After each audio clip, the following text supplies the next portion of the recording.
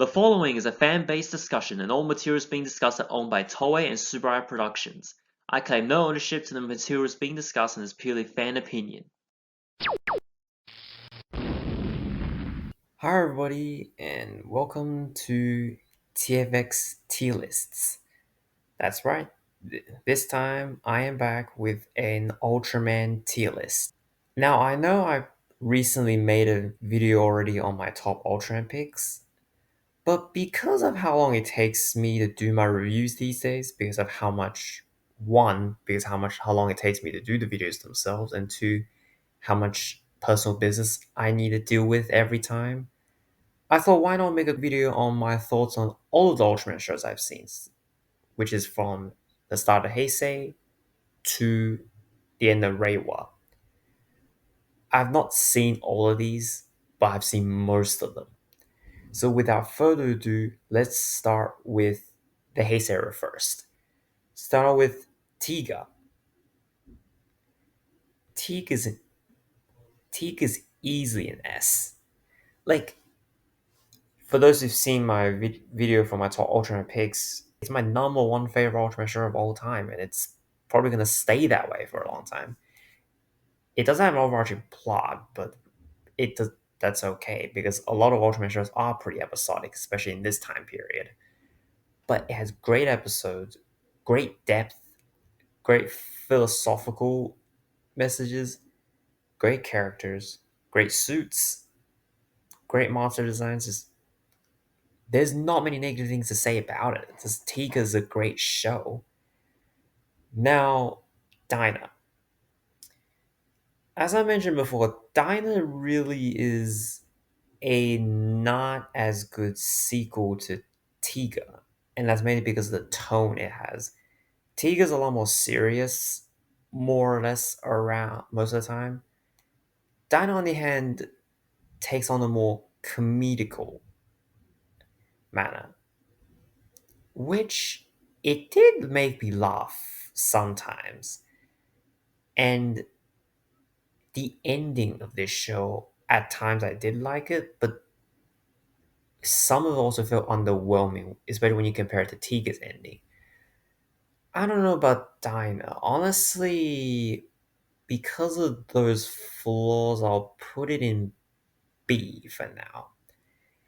I don't think, because of the way it's a sequel to Tiga and it's there's so many areas of it that don't do as good. I don't think Dinah really is a material. So I'm just gonna put it in B for now. Next is Gaia. Gaia. Here's the thing with Gaia though.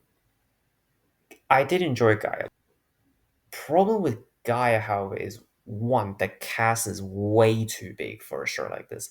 Like for a show that focuses on the Earth, I like that idea. But it's like the main character himself is not the most interesting, like at all, really. And I like the secondary Ultraman of this show more than the main, which is sort of a problem given the fact that you see the main Ultraman like every time, every episode, which doesn't really help its case. But I do like the conflict between him and our Dragonus for this show. Like the cast is like, yeah, the problem, real big problem I have with it is the cast size, basically. So Guy, honestly, I'll give Guy an A for this. Guy is still a good show. Cosmos. Cosmos, definitely, I like the idea of an Ultraman that tries to pacify monsters instead of trying to kill them. Like, he only tries to kill them whenever they're truly evil, basically. Here's my thing with Cosmos, however. The only real thing that really bothered me with Cosmos is the length of the show. Because this show's 65 episodes long. Like Cosmos is also pretty episodic, but it's like because of the fact that it's episodic, you have a show that's much longer than these other ones in the Heisei era. It doesn't really help it. So Cosmos, I think, is definitely above average. So I'll give this a I'll give Cosmos a B. Nexus, on the other hand, I love Nexus. I really do. But I'm still gonna give it an A though. And the reason because of the ending. Like, I know it's not the fault of the show, but it's like with an ending like that, like it started out strong, but like the ending was a little bit what? So like Nexus, if we got the whole show, I would imagine it at least be S material, but with the way it is, I gotta put in A. I can't put in S. Now Max, that's one of the few Heisei shows I've not seen at this point. I want to check it out at some point, but no idea when. Mebius. S. S. Mebius and S.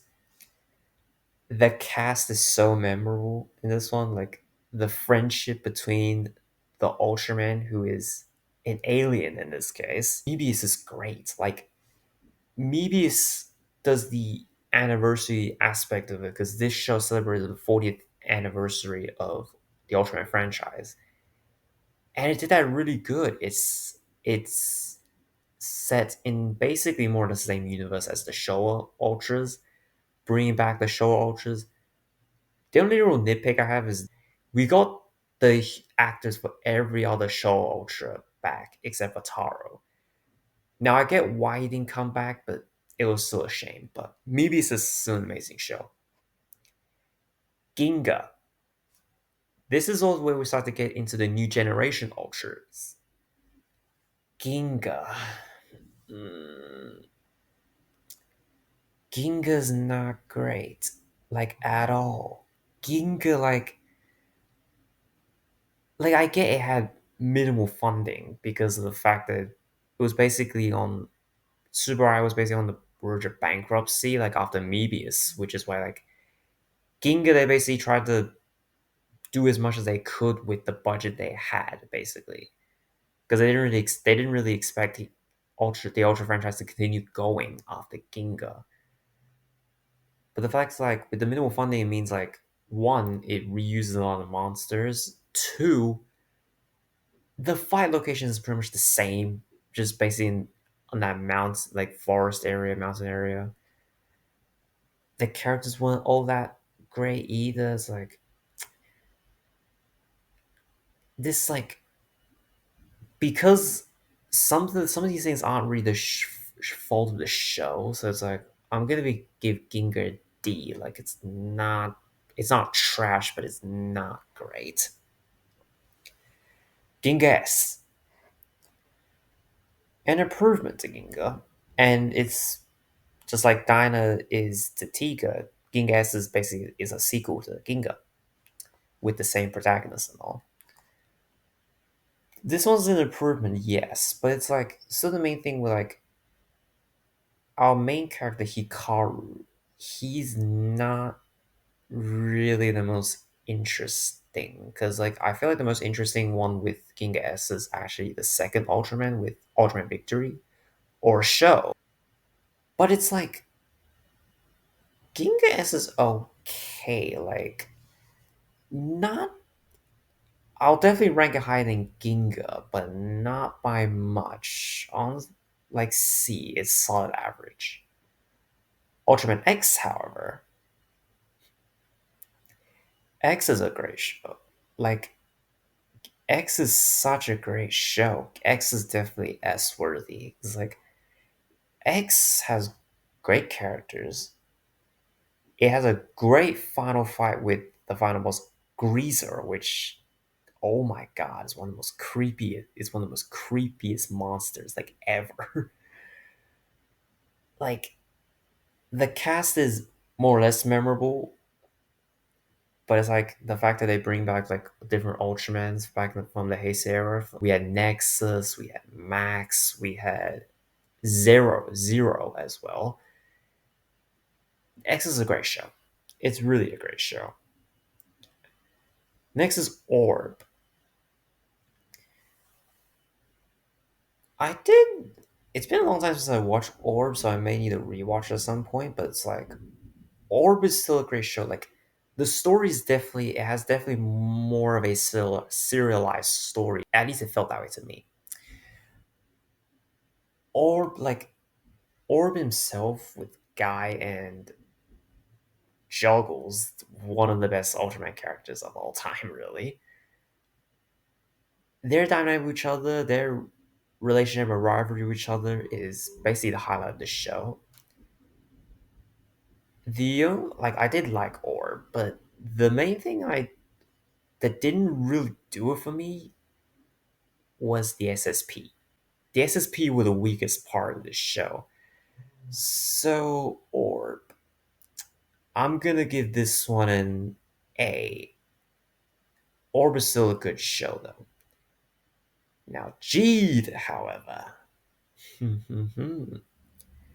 Jeed's an S.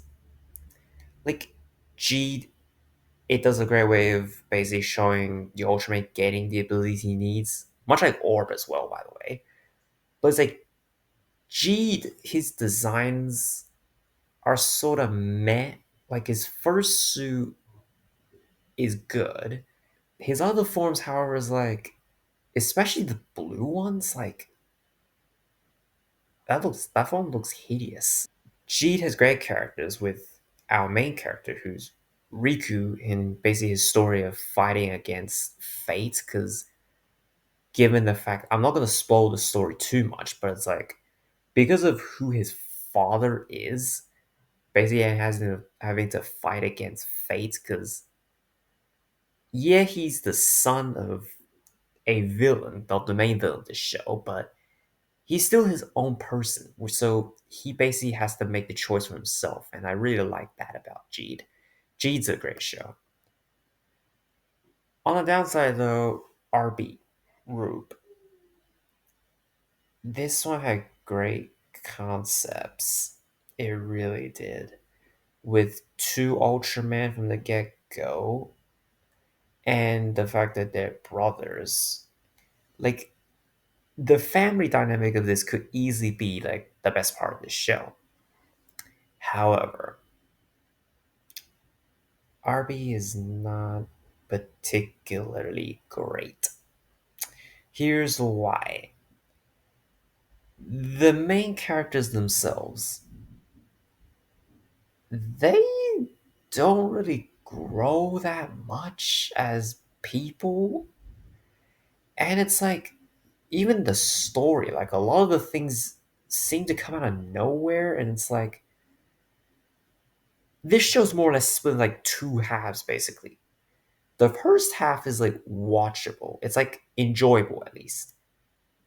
The second half, however, when they switch, when the villain, basically the main villain, switches around, like Aizen for the first half was great. Saki, on the other hand, like she's she felt boring to me. So it's like RB's like um RB's not trash, but it's like it's still not great. So RB goes in D for me. Now Taiga. Again, great concepts. Problem is the interesting things about the characters, especially with the Ultraman, the three Ultras with Taiga, Titus, and Fuma, they were only explored in the voice dramas. We do not get anything in regards to these characters, like their backstory wise, like anything of that in show. And that's a huge problem. Like Taiga, I did enjoy it, but it's like this show. Also, this is also another thing that's sort of a nitpick. This show should not have been called Ultraman Tiger. It should have been called Ultraman Tri Squad instead. We have three protagonists instead of one. Like, yeah, I get it. There may be problems with money because basically, because of the way this is set, you have to like give all three of them form changes. But it's like doing that's still better than like what we got for this, because like besides two of them, like Fuma, because Tiger and Titus, they're fine. Fuma did not feel like, even though he is part of the main like cast, he did not feel that way to me. Like, where would I put Tiger? Like, if I were to judge by quality alone, it's definitely C quality, honestly. It's pretty average. But if I need to factor in like enjoyment, honestly, I sort of want to put it in B. So I'll put Tiger in B. Ultraman Z. S. S. I love Z. Z is a great show. I love the main character with Haruki and his energy and his dynamic with Z and the form changes that they use and the fact that they each have like a specific ability set. So one is much more martial arts based, one's more power based, and one's more using mystical powers, which that one's my favorite. That form's my favorite, by the way. And the whole story with Cerebro and basically the game that he's trying to play, great. Like, and I also love all the characters in the show. Like, Zed was great. On the downside, though, Ultraman Toriga. I'm sure a lot of you won't be surprised on where I put this one. That's right, it's absolute trash. It's absolute garbage. Trigger is the worst Ultraman show in existence, at least to me. Like, I did enjoy certain parts of it, but it's like the two-parter with Zed and the one with Reboot and the one with Diablo with the Absolutians from the Ultra Galaxy fight.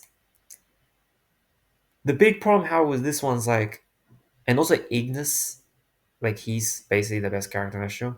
But here's the problem with this: I did not like the show for its main protagonist. Like literally, I like the show more when with other characters, like with Ignis, with Ultraman Z, with Reboot.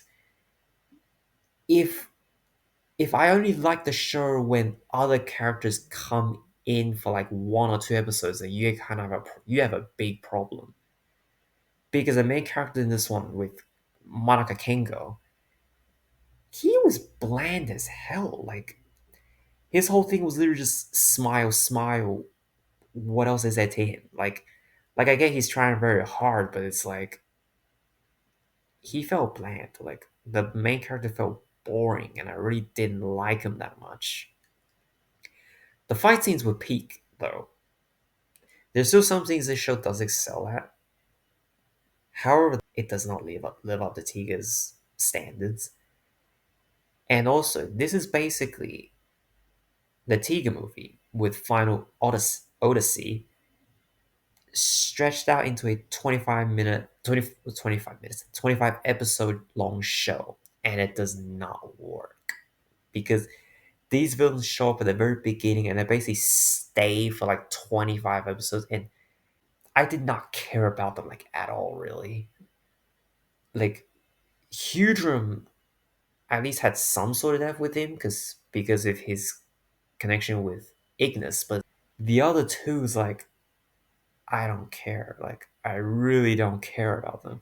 And also the God Select team, like the defense team of this show, did not care about them that much either. Next is Decker. Decker is definitely an improvement to Trigger, which is honestly not that hard to do. Decker was the first show I actually watched when it aired, as it was airing basically. I like the show to a certain point, and that's basically the midpoint, like when Agumus was first introduced, and this is also where we get the debut of Decker's dynamic form, or dynamic type, as it's said in show. But it's like after that, it sort of went downhill to me because it's like the The main villain stayed around too long for its welcome, honestly. The main character doesn't seem to grow that much either. Like, yeah, he's not as bland as Triggers, but it's like he didn't feel like he grew like at all during that show, or at least grew much. The other cast members were like fine, but it's like still not the best. And it's like, and also this show has the same problem as Dyna's in the fact that the ending, Decker, that ending felt underwhelming. Like Decker's pretty average, honestly. So I'm just gonna put Decker in C. On the other hand, though, Blazer was actually like I said before in my previous video, I was really curious on how they would basically do Blazer because Blazer had a lot of new things in regards to its story, where it was the captain who was the Ultra, and the Ultraman is basically a caveman more or less, and his design looks way different to how basically all the new generation Ultraman look. So I didn't really know what to expect about Blazer because of the fact that Decker basically was like g- good until when like mid after that. Like Blazer, like the fight scenes with Blazer and the way that it introduced its characters, I really like that. The fight scenes were a joy to watch. And the way that it deals with the story also great. And that ending, oh my gosh. That ending is great. Blazer S tier. Yeah, I love Blazer. Blazer S tier. Now this one hasn't finished yet, but I'm still probably gonna talk about my thoughts on what I've currently seen with Ultraman Arc. Ultraman Arc I definitely like. It's a step down from Blazer, and it's mainly because I like the show. Like I definitely like the show because the story seems fine for now, and the characters are all enjoyable. With our main character Yuma, who I like him quite a bit. The main problem I have with this show is the design. I am not a fan of Arc's design. I really am not a fan of Arc's design, especially coming off of Blazer. Arc's like design looks meh. Like I don't know what to really think of it. It's like I won't say I hate the design, but it's like I don't like it still though. And like Arc, I sort of like where would I really rank Arc? Cause like I like the imagination theme around this because Arc does fight with imagination, and the fight scenes are peak in this show as well. It's not pretty to look at though. That's the thing. Because of that, I'm probably gonna put Arc in. Honestly, I'm gonna give this one an A. I'm actually really enjoying Arc at this point. But yep, this is my tier list for Ultraman from Heisei to Reiwa. Let me know what you think about this, and let me know if you would rank some of these shows like differently to me. And feel free to share in the comments about what tier lists you want me to do next, or if you have any ideas for like top tens or like top lists that you want me to do, or even bottom 10 lists that you want me to do. Like anything's fine. And feel free to like, comment, and subscribe. Peace out, everybody.